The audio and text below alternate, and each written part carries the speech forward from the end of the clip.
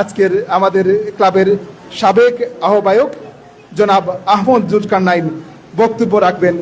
সম্মানিত সুধী, বক্তব্য নিয়ে আসছেন আজকের অনুষ্ঠানের সংবর্ধিত অতিথি জনাব আহমদ জুলকারনাইন।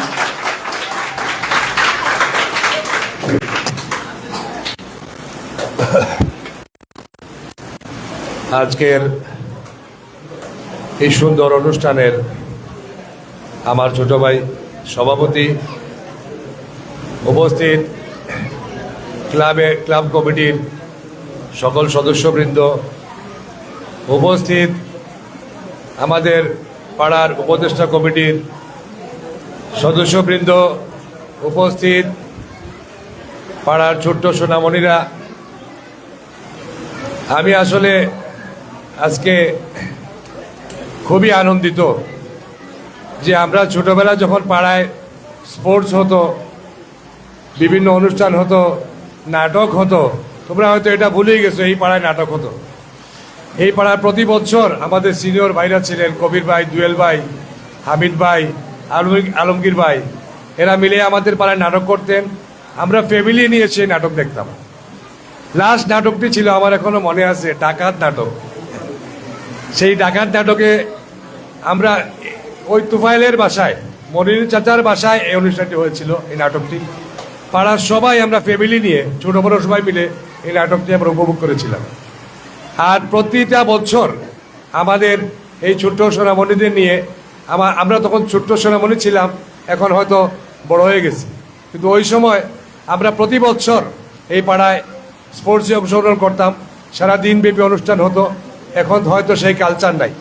তবে এই পাড়ার কমিটি করতে গিয়ে আমি যে জিনিসটা উপলব্ধি করলাম যে এদের মাধ্যমে এই পাড়ার পুরানো ঐতিহ্যটা ফিরিয়ে আনা আসলেই সম্ভব। আজকে যে অনুষ্ঠানটি ছোট্ট পরিসরে হলেও আমার এই কমিটি যে জিনিসটা দেখিয়েছে, আমি অত্যন্ত আনন্দিত এবং আগামীতে এর চেয়ে বড় পরিসরে এই অনুষ্ঠানগুলো করবে সে আশাবাদ ব্যক্ত করছি। আমি একটি কথা না বলে পারছি না। আমাদের দেশে একটা সমস্যা হলো কমিটি করা নিয়ে। যে জায়গায় আপনি কমিটি করতে যাবেন সেখানেই ঝামেলা। একটা কমিটি করতে গেলে 6 মাস 7 মাস অতিবাহিত হয়ে যায়, কমিটি করার কোনো খবর থাকে না। কিন্তু আমি এই যে পাড়া কমিটি করতে গিয়ে 2 দিনে আমি কমিটি করেছি।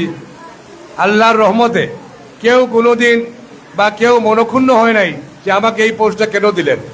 সবাই অত্যন্ত আনন্দিত হয়েছে। যাকে যেই দায়িত্ব দিয়েছি সবাই এটা মন থেকে নিয়েছে এবং আমি আশা করছি এই কমিটিটা সবচেয়ে সুন্দর একটা কমিটি হয়েছে এবং আগামীতে এদের যে কাজের যে ধারাবাহিকতা, আমি মনে করতেছি এর চেয়ে ভালো ভালো কাজ আরও এরা করবে।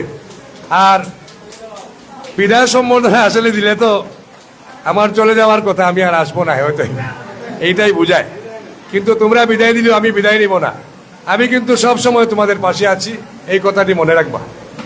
আর আজকে আমি আসলে অত্যন্ত আনন্দিত। আমাদের 2জন মানুষ, আমার সোহেল, অ্যাডভোকেট সোহেল, উনি সিলেট বারের 2 বারের সেক্রেটারি, 1 বার সভাপতি। আমার ফজল ভাই, উনিও কিতা পারবা তোমার ট্যাক্স বারের সভাপতি। এটা আমাদের জন্য গর্বের ব্যাপার। আমাদের পাড়ায় আরো অনেক নামি দামি মানুষ রয়েছেন। তোমাদের প্রতি আমার এই অনুরোধটুকু থাকবে, সবাইকে এনে এই ক্লাবের কাজে সম্পৃক্ত করবে। বললে সবাই আসবে, যোগাযোগ করলে সবাই আসবে। আর যদি যোগাযোগ না করো কেউ আসবে না। আর সবাই একটা জিনিস করলে এটা সুন্দর। আর আমাদের পাড়া একটা আদর্শ পাড়া আমি মনে করি। সিলেটের বিভিন্ন জায়গায় আমরা যাই বিভিন্ন কাজে, প্রত্যেকটা মানুষেরই একটা মানে আকাঙ্ক্ষা, ইচ্ছা যে যেই পাড়ায় আমাদের একটা বাসস্থানের ব্যবস্থা, একটা জায়গার ব্যবস্থা করে দেন।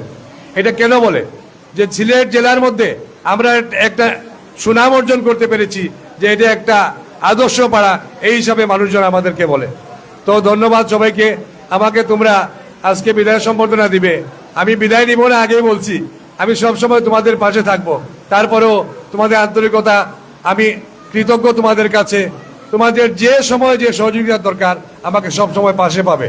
আমি সবাইকে আবারও ধন্যবাদ জানাচ্ছি। আমাদের ছোট্ট সোনামণিরা অনেকক্ষণ ধরে বসে আছে, আমি আর কথা বাড়াবো না। আগামীতে আরো সুন্দর সুন্দর অনুষ্ঠান তোমরা এই কমিটির মাধ্যমে পাবে। সবাই ভালো থাকবেন, সুস্থ থাকবেন। আবারও সবাইকে ধন্যবাদ জানিয়ে আমি আমার বক্তব্য শেষ করছি। আল্লাহ হাফিজ।